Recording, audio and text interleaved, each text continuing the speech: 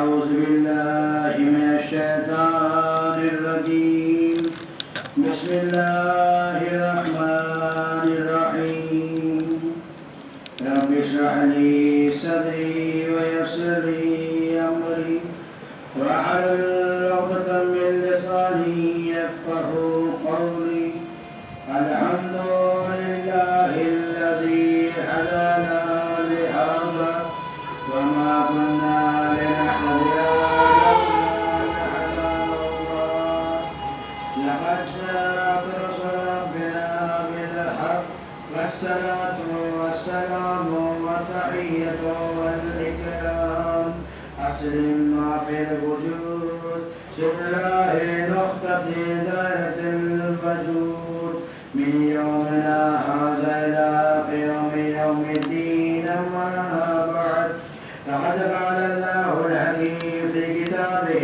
الكريم والفرقان الحميد قوله الحق بسم الله الرحمن الرحيم لقد كان لكم في رسول الله أسوة حسنة صلى اللهم صل على محمد وآل محمد. اذان محترم فرش اعضاء کی فضیلت اور عزادار کی فضیلت کیا ہے یہ آپ بہرحال اس واقعے سے اندازہ لگائیں گے کہ جناب یوسف علیہ السلام کو جب کنویں سے نکالا گیا تھا اور کنویں سے نکالنے کے بعد ان کو بازار میں فروخت کرنے کے لیے بیچنے کے لیے لے جایا گیا. اب جناب یوسف علیہ السلام کو خریدنے کے لیے بادشاہ موجود تھے, حکومت والے موجود تھے, مال و دولت والے موجود تھے, ثروت والے موجود تھے, ہیرے جواہرات والے موجود تھے, سب کے سب موجود تھے. تو وہی ہم نے کیا دیکھا, اسی لائن میں ہم نے یہ دیکھا ہے کہ بوڑھی عورت بھی کھڑی ہوئی ہے جس کے پاس مال دولت ہے, جس کے پاس حکومت ہے, جس کے پاس ثروت ہے, جس کے پاس ہیرے جواہرات ہے, کوئی شے نہیں ہے, لیکن اس کے باوجود وہ ضعیفہ عورت وہ کھڑی ہوئی ہے اسی لائن میں. جناب یوسف علیہ السلام کو خریدنے کے لیے اسی لائن میں کھڑی ہوئی ہے. میں نے کیا دیکھا, اس کے آگے بھی پیسے والے ہیں, اس کے پیچھے بھی پیسے والے ہیں, اس کے آگے بھی حکومت والے ہیں, اس کے پیچھے بھی حکومت والے ہیں, اس کے آگے بھی ثروت والے ہیں, اس کے پیچھے بھی ثروت والے ہیں, سارے لوگ موجود ہیں. تو میں نے کہا ضعیفہ عورت تیرا اس لائن میں کیا کام ہے, تیرا اس لائن میں کیا کام ہے؟ اس لیے کہ نہ تیرے پاس مال ہے, نہ دولت ہے, نہ حکومت ہے, نہ ثروت ہے, کوئی شے نہیں ہے, لیکن پھر بھی تو لائن میں کھڑی ہوئی ہے جبکہ تجھ کو پتا ہے کہ تو جناب یوسف علیہ السلام کو نہ خرید پائے گی, جبکہ تجھ کو پتا ہے کہ تو جناب یوسف علیہ السلام کو خرید نہ پائے گی, لیکن پھر بھی تو لائن میں کھڑی ہے. وجہ کیا ہے, کیوں کھڑی ہے؟ شاید ضعیفہ آواز دے, اے نادان تجھے نہیں معلوم ہے, مجھے معلوم ہے کہ میں جناب یوسف کو خرید نہیں پاؤں گی. مجھے پتا ہے, اس لیے کہ آگے بھی حکومت والے ہیں, پیچھے بھی حکومت والے ہیں, مال و دولت والے ہیں, ثروت والے ہیں, اشرفی والے ہیں, ہیرے جواہرات والے ہیں, سارے لوگ موجود ہیں. مجھے پتا ہے میں نہ خرید پاؤں گی. میں نے کہا پھر تو کھڑی کیوں ہے اس لائن میں؟ کہا اس لیے میں کھڑی ہو کہ جناب یوسف ہے نبی, جناب یوسف ہے نبی, لہذا ان کا تذکرہ قیامت تک ہوتا رہے گا. جب ان کا تذکرہ قیامت تک ہوتا رہے گا تو ان کے بیچے جانے تذکرہ ہوتا رہے گا. جب ان کے بیچے جانے تذکرہ ہوگا تو اس لائن کا تذکرہ ہوگا. جب اس لائن کا تذکرہ ہوگا تو اس میں میرا بھی تذکرہ ہوگا. اب اجلال گرام آئیے اپنے درمیان دیکھیے, یہ عزاداری ہے, لہذا یہ قیامت تک ہوتی رہے گی, اور جب قیامت تک ہوتی رہے گی تو عزادار کا تذکرہ ہوتا رہے گا. جب عزادار کا تذکرہ ہوتا رہے گا تو ہمارا اور آپ کا بھی تذکرہ ہوتا رہے گا. اس طرح پڑھتے محمد اللهم صل على محمد وآل محمد. یہ عزاداری قیامت تک ہونی ہے, اور جب قیامت تک ہوگی تو اس کے اداکار کا تذکرہ ہوگا، اس کے چاہنے والوں کا تذکرہ ہوگا، اس کے ماننے والوں کا تذکرہ ہوگا، مجلس پڑھنے والوں کا تذکرہ ہوگا، سننے والوں کا تذکرہ ہوگا، نحو پڑھنے والوں کا تذکرہ ہوگا، سب لوگ کا تذکرہ ہوگا۔ کیوں؟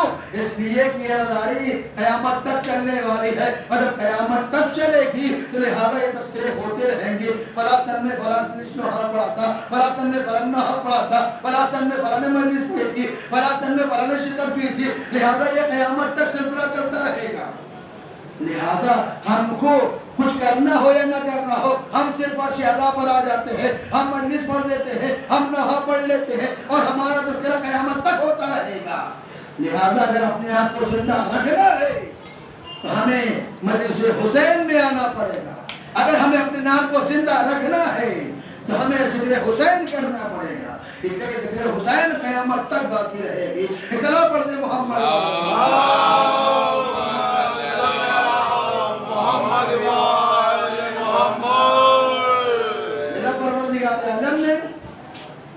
کیا ارشاد فرمایا؟ لقد کان لکم فی رسول اللہ اسوۃ حسنہ، کہ ہم نے تمہارے لیے نمونہ عمل قرار دیا ہے رسول خدا صلی اللہ علیہ وآلہ وسلم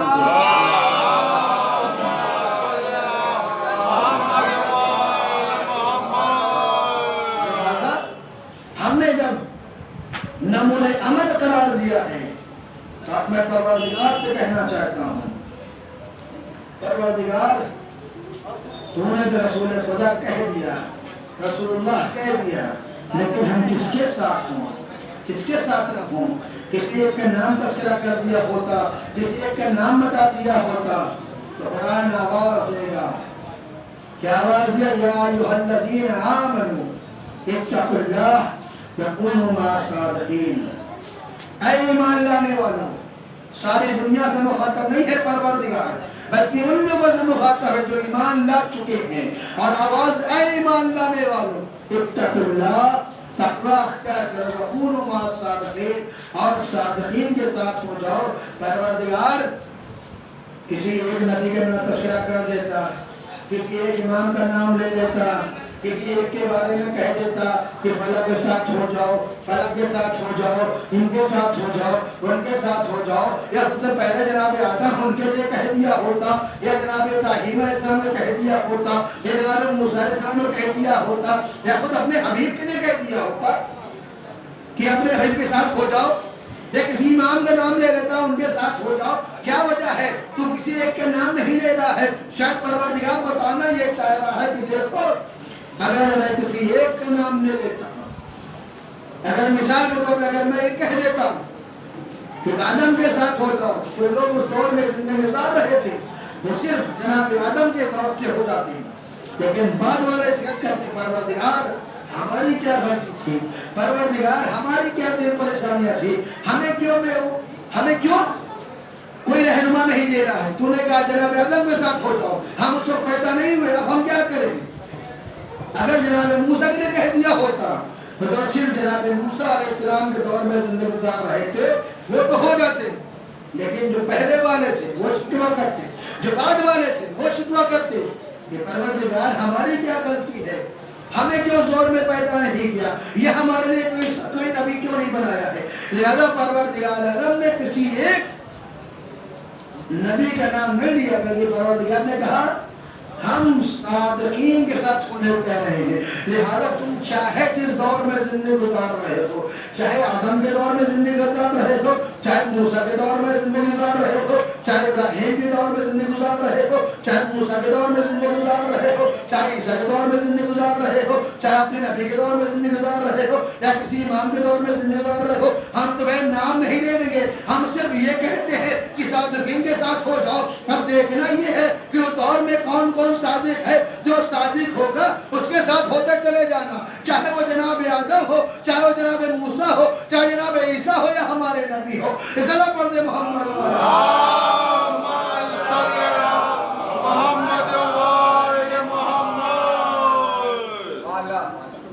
پروردگار عالم نے ایک صفت بیان کر دی کہ صادقین کے ساتھ ہو جاؤ، سچوں کے ساتھ ہو جاؤ۔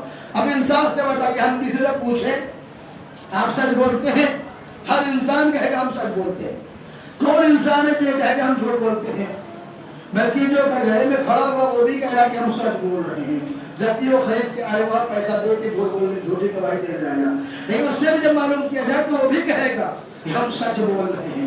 کون انسان جو کہے گا ہم جھوٹ بولتے ہیں؟ میرے پروردگار تو نے تو ہمیں مصیبت میں ڈال دیا ہے، کہاں سے ہم تلاش کریں صادقین کون لوگ ہیں؟ کس کو کہا گیا صادق اور کس کے ساتھ ہونے کو کہا گیا ہے؟ اس لیے کہ آج ہم اس سے بھی معلوم کریں گے۔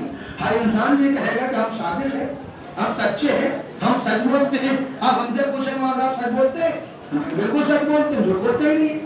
پھر کہ پروردگار نے ہم سے کہا، ہمارے سے کہا کہ ہونے کہے گا نہیں، لہذا کہ آپ پہلے تلاش کرو صادق کون لوگ ہیں اور اس کے بعد ان کے ساتھ ہونا۔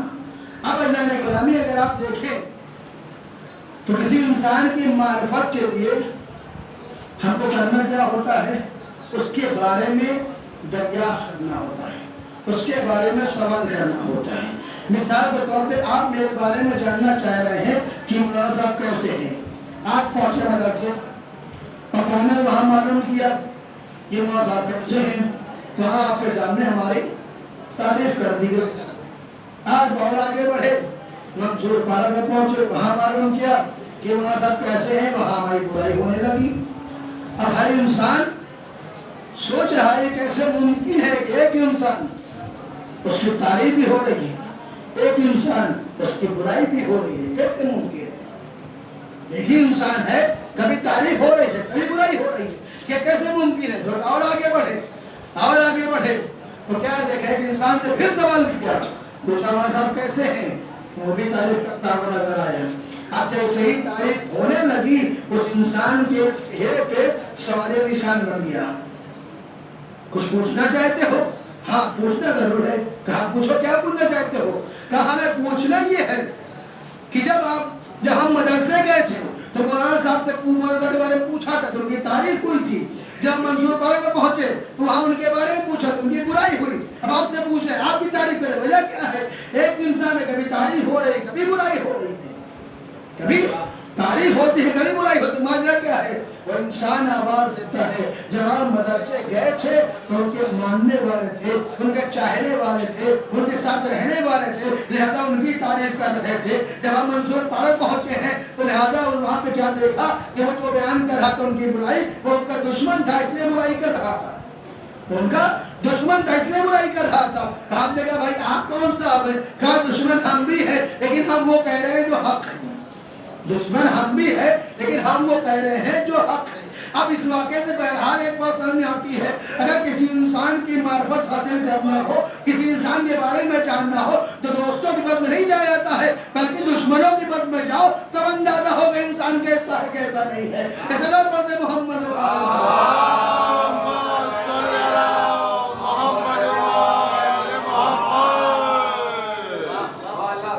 لہذا اگر ہم مسلمانوں کی بات میں گئے اور جانے کا پوچھا کہ رسول خدا کیسے ہیں، ہر انسان تعریف کرتا ہوا نظر آئے گا، کیونکہ دوست ہے، چاہنے والے ہیں، ماننے والے ہیں، لہذا تعریف تو کریں گے۔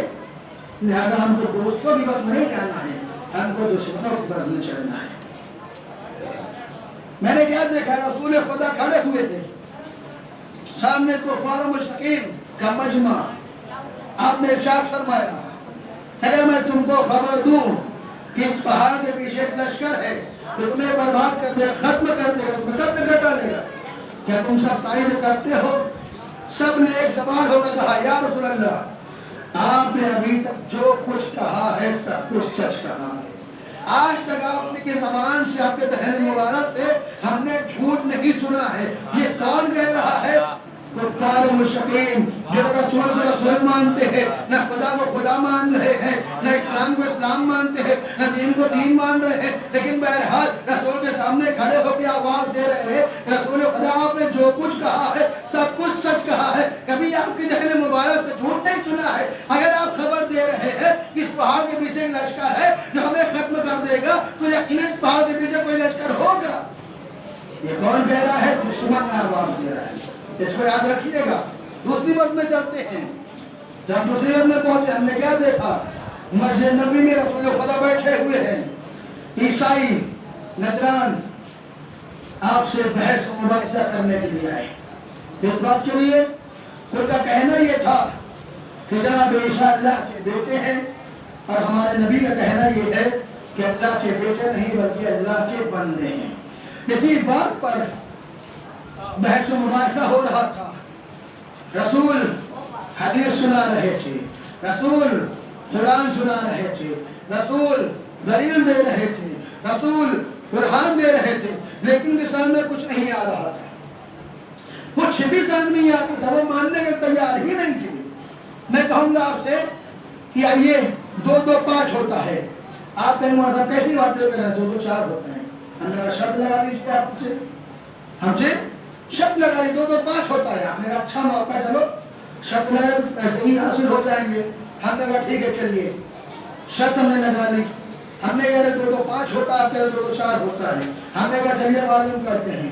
ہم کہا ایک صاحب پوچھا بھائی 2 2 کتنا ہوتا ہے؟ اس نے کہا 2 2 4 ہوتا ہے، تب کا ہم نہیں مانتے، 2 2 5 ہوتا ہے، ہم نے مانا ہی نہیں۔ ہم نے کہا اور چلے کسی اور کے پاس چلتے ہیں، دوسرے اور پہنچے، ہم نے کہا 2 2 4 ہوتا ہے، 2 2 5 ہوتا ہے، 2 2 4 ہوتا ہے، ہم نے کہا نہیں ہم نہیں مانتے، 2 2 5 ہوتا ہے۔ اور آگے بڑھے، ہم نے کہا 2 2 4 ہوتا ہے، 2 2 5 ہوتا ہے، اس نے کہا 2 2 4 ہوتا ہے، 5 نہیں ہوتا ہے، ہم نے کہا 2 2 5 ہوتا ہے۔ ہم شرط کیوں نہیں ہار رہے ہیں؟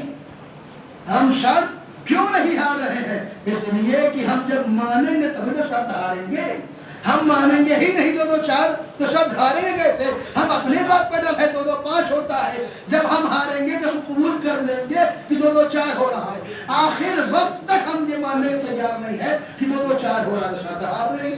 لہذا وہی کام یہاں ہو رہا تھا، رسول آیت سنا رہے تھے، رسول دلیل دے رہے تھے، رسول قرآن سنا رہے تھے، رسول حدیث سنا رہے تھے، رسول برہان دے رہے تھے، سب کچھ دے رہے تھے، لیکن نصران نجران کا آپ ماننے قبول نہیں کر رہے تھے، ماننے تیار ہی نہیں ہو رہے تھے۔ تو لہذا پروردگار نے قل، اے رسول آپ ان سے کہہ دیجئے قالوا ندعو ابناءنا وابناءکم، ہم اپنے بیٹوں کو لے کر آؤ، اپنے بیٹوں کو لے کر آتے ہیں، ونساءنا ونساءکم، تو اپنی عورتوں کو لے کر اپنی عورتوں کو لے کر آتے ہیں، وانفسنا وانفسکم، تو اپنے نفسوں کو لے کر اپنے نفسوں کو لے کر آتے ہیں، اور جھوٹوں پر لعنت کیا جائے۔ یہ طے ہو گیا، تاریخ 24 ذی الحجہ طے ہو گئی۔ لہذا رسول اپنے گھر سے نکلے تاریخ کے اعتبار سے، ساتھ میں کس کو لیا؟ خود ہیں، امام حسن کو ساتھ میں لیا، امام حسین صاحب کو ساتھ میں لیا، جناب شہزادی کو ساتھ میں لیا، مولانا کو ساتھ میں لیا، لے کر چلے۔ جیسے ہی میدان مباہلہ میں پہنچتے ہیں، ویسے ہی عیسائی عالم جو دیکھ رہا تھا دور سے، اس نے کہا تم ان سے مقابلہ کرنے والے ہو، تم ان سے مقابلہ کرنے والے ہو، تمہارا دماغ تو نہیں خراب ہو گیا ہے؟ ہم ایسے چہرے کو دیکھ رہے ہیں، اگر یہ اشارہ کر دے پہاڑ اپنی جگہ چھوڑ دے گا، ہم ایسے چہرے کو دیکھ رہے ہیں، اگر یہ درخت اشارہ کر دے درخت چلتا ہوا نظر آئے گا۔ یاد رکھو اگر انہوں نے دعا کے لیے ہاتھ اٹھا دیا، جن کی دعا رد نہیں ہونے والی ہے، یاد رکھو روئے زمین پر ایک بھی عیسائی بچنے والا نہیں ہے۔ ان سے مقابلہ نہ کرنا۔ یہ کون کہہ رہا ہے؟ عیسائی کہہ رہے ہیں، جو رسول سے مقابلہ کرنے کے لیے آئے تھے، جو رسول سے مقابلہ کرنے کے لیے آئے تھے، جو رسول سے مباہلہ کرنے کے لیے آئے تھے، جو رسول سے جنگ کرنے کے لیے آئے تھے، وہی لوگ آواز دے رہے ہیں جو نہ رسول کو رسول ماننے کو تیار تھے، نہ دین کو دین کو ماننے کو تیار تھے، نہ اسلام کو اسلام ماننے کو تیار تھے، لیکن پھر بھی ایک ہی آواز دے رہے تھے، ان کی دعا کبھی رد نہیں ہوتی ہے، ان کی دعا کبھی رد نہیں ہوتی ہے۔ ادھر کفار و مشرکین آواز دے رہے ہیں، ان کی خبر کبھی جھوٹی نہیں ہوتی ہے، اگر یہ خبر دے دے تو خبر ہمیشہ سچی ہوتی ہے۔ ادھر عیسائی لوگ کہہ رہے ہیں کہ ان کی دعا کبھی رد نہیں ہوتی ہے۔ اب آپ کے سامنے ایک خبر ایک دو حوالے کرتا ہو۔ رسول خدا صلی اللہ علیہ وسلم نے ارشاد فرمایا علی مال حق والحق مال علی، علی حق کے ساتھ ہے، حق علی کے ساتھ ہے۔ اللہم ایسما دار الحق، پروردگار حق ادھر موت ہے جدھر علی ہے۔ اب اگر پہلے جملے میں شک کیا تو کفار و مشرکین سے بدتر ہو جائیں گے، دوسرے جملے میں شک کیا تو نصارا نجران سے بدتر ہوئے نظر آئیں گے۔ اسلام علیہ محمد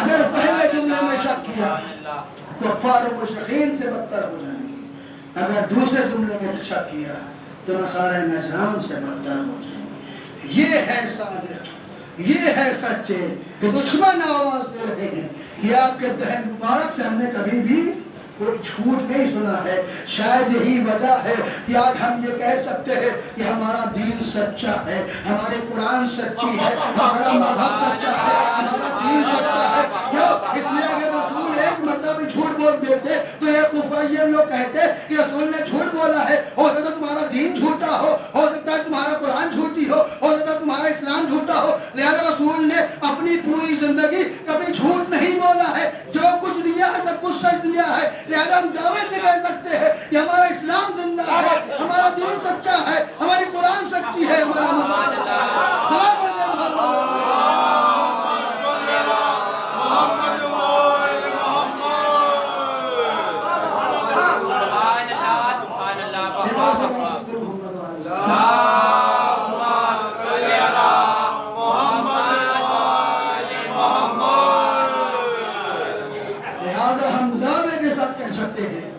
ہمارا اسلام سچا ہے, ہمارا دین سچا ہے, ہماری قرآن سچی ہے, ہمارا مذہب سچا ہے. اسلام حقانیت پر ہے, اسلام کے ماننے والے حقانیت پر ہیں. لہذا اگر قرآن سچی ہے تو آئیے دیکھتے ہیں کہ قرآن میں کیا الفاظ ملتے ہیں. بسم اللہ الرحمن الرحیم. وَاذْكُرْ فِي الْكِتَابِ إِبْرَاهِيمَ إِنَّهُ كَانَ صِدِّيقًا نَبِيًّا. اس وقت کو یاد کرو جب ہم نے ابراہیم کو سچا نبی بنایا ہے. یہ قرآن کے الفاظ ہیں. قرآن دعویٰ کر رہا ہے کہ ہم نے ابراہیم کو سچا نبی بنایا ہے. پروردگار نے یہی تو کہا تھا نا, سچوں کے ساتھ ہو جاؤ. ذرا سچے تلاش تو کرنا پڑے گا نا, سچے کون کون لوگ ہیں. لہذا جناب ابراہیم سچے نبی بنائے گئے ہیں. اب عزیزان گرامی, ہم نے کیا دیکھا کہ جناب ابراہیم علیہ السلام بہت بڑے مہمان نواز تھے. ان سے بڑا کوئی مہمان نواز نہیں تھا. وہ جب بھی کھانا نوش فرماتے تو اس بات سے منتظر رہتے تھے کہ کوئی مہمان آ جائے ہم کھانا ساتھ میں نوش فرمائیں. منتظر رہتے تھے, کبھی تنہا کھانا نوش نہیں فرمانا. اتفاق سے ایک دن کچھ مہمان آ جاتے ہیں. جناب سارا آواز دیتی ہیں کہ اے ابراہیم گھر میں کچھ موجود نہیں ہے, جائیے بازار سے کچھ لے کر آئیے. یہ سننا تھا. جناب ابراہیم نے دیکھا جیب خالی ہے, سوچا دوست سے قرض لے لیا جائے. اب جناب ابراہیم علیہ السلام نے دوست کے دروازے پہ جاتے ہیں تو کیا دیکھا, دروازے پہ تالا لگا ہوا ہے. پڑوسی ہمسائے کو پوچھنا شروع کیا تو معلوم ہوا کہ کہیں مسافرت پہ گئے ہیں. اور مسافرت بھی کیسی ہوتی تھی پہلے زمانے میں, 6 مہینہ 3 مہینہ سال بھر فرصت ہو گئے, ایک بار مسافرت گئے تو گئے. لہذا اب جناب ابراہیم علیہ السلام مایوس ہو جاتا ہے. مایوس ہونے کے بعد آتے ہیں مسجد میں اور عبادتیں کرنے لگتے ہیں. نماز پہ نماز پڑھ رہے ہیں, رکوع پہ رکوع کر رہے ہیں, سجدوں پہ سجدے کر رہے ہیں, سارا کام انجام دے رہے ہیں. اور کافی دیر ہو گئی تو جناب ابراہیم نے سوچا اب چلو اب گھر چلتے ہیں. اب جناب ابراہیم گھر چلتے ہیں, سوچا خالی جھولا نکالنا اچھا ہے, اس میں کچھ ڈال لیا جائے. لہذا جناب ابراہیم علیہ السلام نے جھولے میں ریت کو ڈالا, پتھر رکھے اور جھولا دے کر چل دیے. اب اللہ گرامی جیسے ہی جھولا لے کر جا رہے تھے, دماغ میں یہ بات چل رہی تھی کہ جھولا رکھیں گے اور فوراً باہر آنے سے پہلے کوئی ہم سے پوچھے. جناب ابراہیم علیہ السلام پہنچتے ہیں گھر, جھولا رکھا, واپس آنا چاہتے ہیں. جناب سارا آواز دیتے تھے اے ابراہیم جھولے میں کیا ہے. آپ نے ارشاد فرمایا اس کے اندر آٹا ہے اور شبنم ہے. کہہ کر باہر نکل جاتے ہیں, عبادت پروردگار انجام دیتے ہیں, نمازوں پہ نمازیں پڑھ رہے ہیں, رکوع پہ رکوع کر رہے ہیں. لیکن جب کافی وقت گزر جاتا ہے جناب ابراہیم علیہ السلام واپس آتے ہیں تو جناب سارا نے کہا ابراہیم اب دسترخوان میں بیٹھ کے ہم کھانا لگا دیں. اب دسترخوان میں بیٹھ کے ہم کھانا لگاتے ہیں تو جناب ابراہیم اس کو آواز دیتے ہیں یہ سارا کھانا آیا کہاں سے. جناب سارا آواز دیتی ہے آپ بھی اچھا تو مذاق کر لیتے ہیں, کھانا آپ ہی لے کر آئے اور آپ ہی کہہ رہے آیا کہاں سے ہے. جیسے ہی یہ جملہ سننا تھا فوراً پروردگار نے ہاتھوں کو بلند کر دیا. پروردگار تیرے لاکھ لاکھ شکر ہے, تو نے میری عزت بچا لی. میرا دل یہ کہتا ہے کہ ابراہیم کی عزت نہ بچائی بلکہ پروردگار نے اپنے دعوے کو سچا کر دکھایا. اپنے دعوے کو سچا کر دکھایا. کس طریقے سے؟ مثالوں تک یہ بات واضح ہو جائے گی. مثال کے طور پہ جب ہم مارکیٹ جاتے ہیں کوئی سامان لینے کے لیے, اور گھر جب جائیں گے مثال کے طور پہ پنکھے ہم کو پنکھا دینا ہے، ہم دکان پہ جانے کے بعد ہم نے کہا بھائی ہم کو پنکھا دکھاؤ، وہ الگ الگ قسم کی الگ الگ کمپنی کا پنکھا دکھانا شروع کیا، تو ہم نے کہا نہیں ہم کو ہر کمپنی کا مت دکھاؤ، مثال کے طور پہ ہم کو بجاج کمپنی کا پنکھا دکھا دو۔ اب دکاندار نے سارے پنکھے ہٹائے، بجاج کمپنی کا الگ الگ ماڈل کا پنکھا دکھانا شروع کیا، اس پہ آپ نے ایک کو پسند کیا، پسند کرنا چلنا چاہتے ہیں تو دکاندار کہتا ہے ابھی رکیے ابھی کہاں جا رہے ہیں، کیا ہوا؟ کہنے لگے گارنٹی کارڈ اس کے ساتھ ہوتی ہے وہ بھی لیتے چلے جائیے، ایک گارنٹی کارڈ ہے اس کو بھی لیتے چلے جائیے۔ ہم نے گارنٹی کارڈ کام کیا ہوتا ہے؟ کیا گارنٹی کارڈ کا کام یہ ہے کہ اس میں مثال کے بعد 2 سال کی گارنٹی ہے تو 2 سال کے اندر پنکھا خراب ہو جائے گا تو آپ اس پنکھے کو واپس لے آئیے گا یا ہم بنا کے دیں گے یا دوسرا پنکھا آپ کو نیا دیں گے، یہ سننا تھا۔ میں نے کہا ٹھیک ہے لائے گارنٹی کارڈ دے دیجیے، اب وہ ہم کو دیا، ہم چلنے جاتے کہتے ہیں رکیے پھر رکیے، میں اب کیا ہے کہ اس میں لکھ تو دے کم سے کم، اس میں لکھ تو دے کب سے لیا آپ نے، اچھا لکھوا لیا، ٹھیک لکھ دیجیے۔ اب لکھنے کے بعد ہم چلنا چاہتے ہیں، پھر کہ بھائی ابھی کہاں جا رہے ہیں بہت جلدی ہے، اب کیا ہوا؟ آپ نے لکھ بھی دیا، کہا ایک چیز بچی ہے، میں نے کہا وہ کیا؟ کہنے مہر تو لگا دیں، لیکن مہر ایسے معلوم ہوگا کہ یہ پنکھا اسی دکان کا ہے، ورنہ ہو سکتا ہے آپ یہ پنکھا لگا کسی اور دکان پہ چلے جائیں، لہذا ہم مہر لگا دیں گے جس سے یہ ثابت ہوگا کہ یہ ہماری دکان کا ہے۔ اب عزیزان گرامی اس گارنٹی کا کام کیا ہے؟ ہم نے کہا کہ ہم نے بجاج کمپنی کا پنکھا کیوں لیا؟ ہم نے کہا اس لیے کہ ہمیں بھروسہ ہے، ہمیں اطمینان ہے، ہمیں اس پنکھے اور اس مشین پر بھروسہ نہیں ہے بلکہ بنانے والی کمپنی پر بھروسہ ہے جو یہ کہہ رہی ہے کہ ہمیں 2 سال کے لیے گارنٹی میں دے رہا ہوں، اگر 2 سال کے اندر خراب ہو جائے تو بدل کر دوسرا لے جانا۔ اب عزیزان گرامی پروردگار عالم نے جناب ابراہیم علیہ السلام کو سچا نبی بنایا ہے، لہذا اگر اس کے اندر کوئی خرابی لازم آ جائے، کوئی کمی لازم آ جائے تو اس کا مطلب یہ کہ ہم اس کو لے جا کر پروردگار کے سامنے پیش کریں گے یا پیش نہیں کریں گے؟ پیش کریں گے یا پیش نہیں کریں گے؟ میں نے کہا پروردگار تو نے جناب ابراہیم کو سچا نبی بنایا ہے، کم سے کم ایک گارنٹی کارڈ بھی دیتے ہمیں، کم سے کم ایک گارنٹی کارڈ بھی دیتے۔ پروردگار نے کہا جاؤ جا کر دیکھو، ہر مسلمان کے گھر میں موجود ہے قرآن مجید، اس میں ہم نے لکھ دیا ہے وَاذْكُرْ فِي الْكِتَابِ إِبْرَاهِيمَ إِنَّهُ كَانَ صِدِّيقًا نَبِيًّا، ہم نے ابراہیم کو سچا نبی بنایا ہے، ہم نے ابراہیم کو سچا نبی بنایا ہے۔ ہم نے کہا پروردگار کم سے کم یہ بتا دے کتنے سال گارنٹی ہے، 2 سال 4 سال 8 سال 10 سال کتنے سال گارنٹی ہے؟ پروردگار آواز دیتا ہے جب تک قرآن مجید موجود ہے تب تک یہ گارنٹی کارڈ کام کرے گی، جب تک یہ قرآن مجید موجود ہے تب تک یہ کام کرے گی۔ ہم نے کہا پروردگار بس ایک آخری چیز رہ گئی ہے، وہ کیا ہے؟ ہم نے کہا کہ مہر بھی دکاندار لگاتا ہے، کم سے کم وہی دکھا دے، وہی بتا دے مہر کہاں ہے تاکہ ہم کو اطمینان ہو جائے کہ یہ پروڈکٹ یہ سامان تو الہی ہے کسی اور کا نہیں ہے۔ تو پروردگار آواز دیتا ہے اے نادان جا کر دیکھ لے، ہر نبی کے پشت پر مہر نبوت موجود ہے، ہر نبی کے پشت پر مہر نبوت موجود ہے۔ جس نبی کے پشت پر مہر نبوت نہ ہو سمجھ لینا وہ ہمارا نبی نہیں ہے، جس کے پشت پر مہر نبوت ہو سمجھنا وہ ہمارا نبی ہے۔ سلام علیہ محمد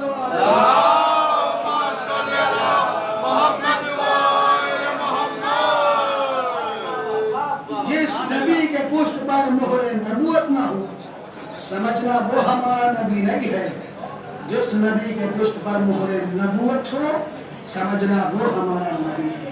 اگر اس کے اندر کہیں سے کوئی خرابی آ جائے، کوئی کمی آ جائے، کوئی چیز آ جائے تو یاد رکھنا وہ ہمارے پاس لے کر آنا، اس لیے کہ ہم نے تمام نبیوں کو صادق بنایا ہے۔ وہ اپنے دور میں دیکھتے چلے جاؤ، جس دور میں بھی زندگی گزار رہے ہو، یہ شرط نہیں ہے کہ آدم کے دور میں ہو کہ موسیٰ کے دور میں ہو، کہ عیسیٰ کے دور میں ہو کہ یوسف کے دور میں ہو، کس کے دور میں ہو، یہ شرط نہیں ہے۔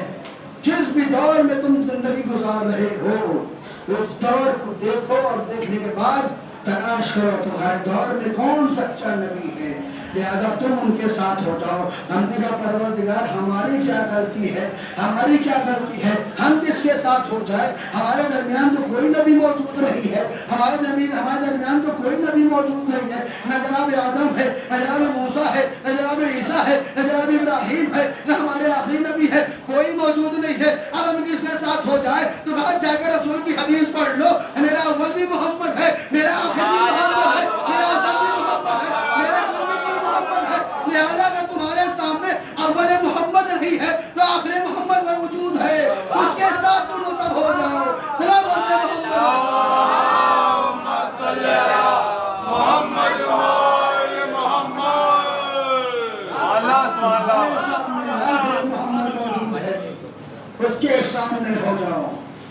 اس لیے اس کے ساتھ ہو جاؤ. جس دور میں زندگی گزار رہے ہو اس دور میں دیکھو کہ تمہارے دور میں کون کتنا سچا ہے، کون کتنا جھوٹا ہے.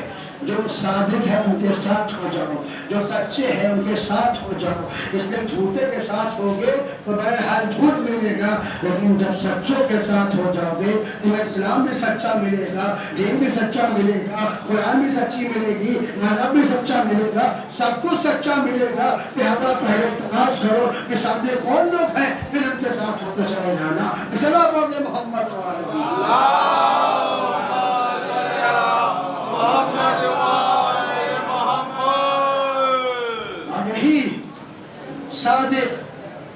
نے جب دیکھا اسلام جھوٹوں کے ہاتھوں میں جانے والا ہے، اسی صادق نے جب دیکھا اسلام جھوٹوں کے ہاتھ میں جانے والا ہے، لہذا آواز دی جب تک حسین زندہ ہے یہ دین اسلام جھوٹوں کے ہاتھ میں نہیں جائے گا.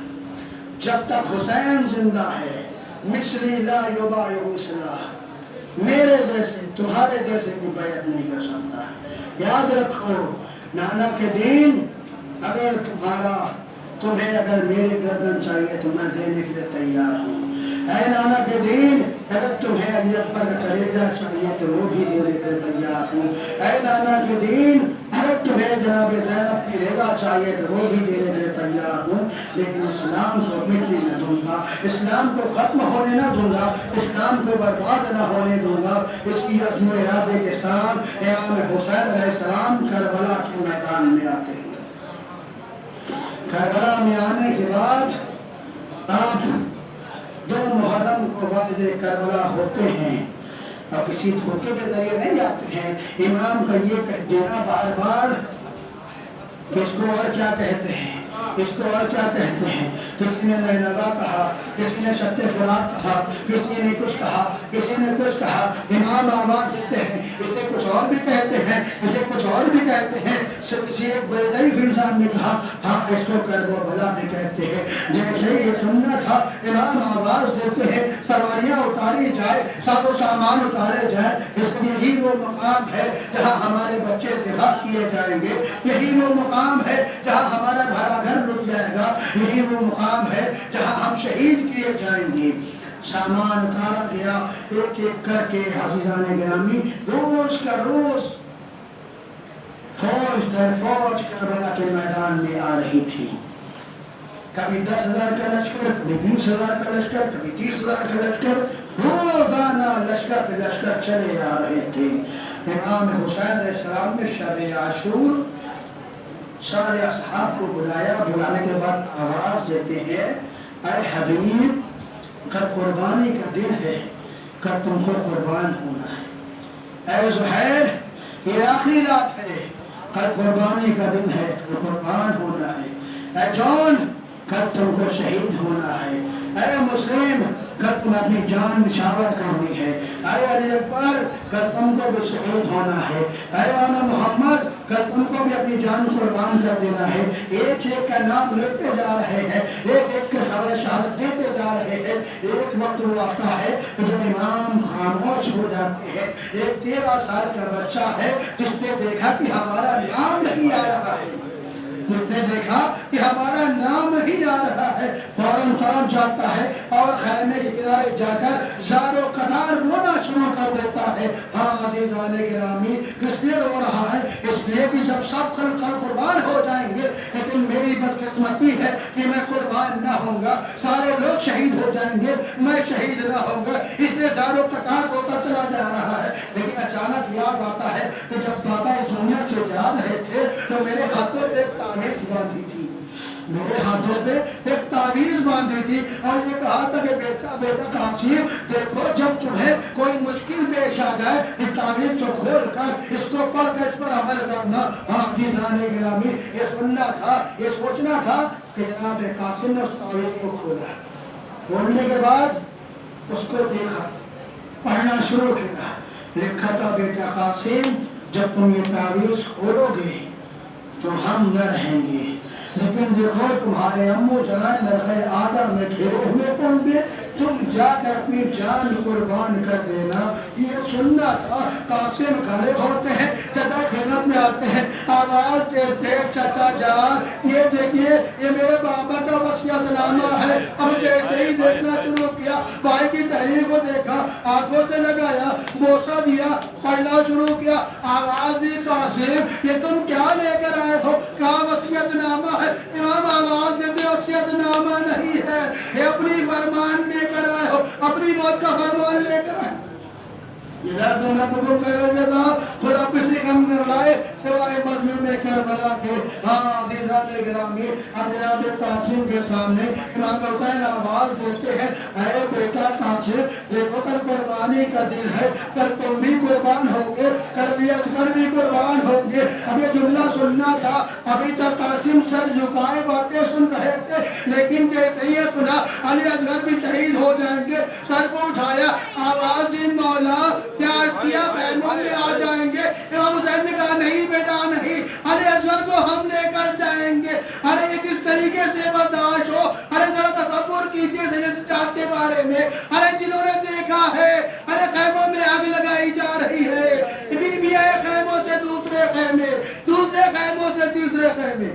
لَتَعْتُمْ رَبُّكُمْ خَيْرَ الْجَزَاءِ، خدا کسی غم نہ لائے سوائے مظلوم کربلا کے۔ عزیزان گرامی صبح نمودار ہوتی ہے، اب قاسم پریشان ہے، کبھی زہیر جاتے ہیں شہید ہو جاتے ہیں، کبھی جون جاتے ہیں شہید ہو جاتے ہیں، کبھی حبیب جاتے ہیں شہید ہو جاتے ہیں، کبھی مسلم جاتے ہیں شہید ہو جاتے ہیں، ایک ایک کر کے شہید ہوتے ہیں۔ جناب قاسم آتے ہیں، آواز دیتے ہیں جان مجھے بھی اجازت دے دیجئے، اے جان مجھے بھی اجازت دے دیجئے۔ ارے آواز دیتے قاسم میں تم کو کس طریقے سے اٹھو، اس لیے تم میرے بھیا حسن کی نشانی ہو، تمہیں کس طریقے سے ہاتھ دو؟ ارے اجازت نہیں ملتی ہے۔ جناب قاسم ہاتھوں کو جوڑے کھڑے ہوئے ہیں، آواز دی جاؤ بیٹا خدا حافظ۔ قاسم کو تیار کیا، راوار پہ سوار کیا، کہا جاؤ بیٹا خدا حافظ۔ قاسم چلتے ہیں، کہا رکو بیٹا قاسم، کہا جان کیا بات ہے، ابھی آپ نے خدا حافظ کہہ دیا ہے، اب کیوں روک رہے ہیں؟ قاسم کے آگے گئے، قریبان کو چاک کر دیا۔ قاسم آواز دیتے ہیں تو جان یہ کیا کیا؟ غریبان کیوں چاک کیا ہے؟ کہا بیٹا یہ یتیموں کی نشانی ہے، میں یہ چاہتا ہوں کہ تم دشمن کے مقابلے میں جاؤ تو لوگ دیکھیں کہ تم یتیم ہو، شاید تم پر رحم کرے۔ لیکن ہم نے کیا دیکھا جب قاسم سنبھل نہ سکے، آواز دی چچا جان آئیے آئیے، ارے میری مدد کے لیے آئیے۔ ارے امام حسین تیزی کے ساتھ بولتے ہیں، ارے ادھر کے گھوڑے ادھر، ادھر کے گھوڑے ادھر۔ قاسم کا لاشا پامال ہو گیا، قاسم آواز دیتے رہے،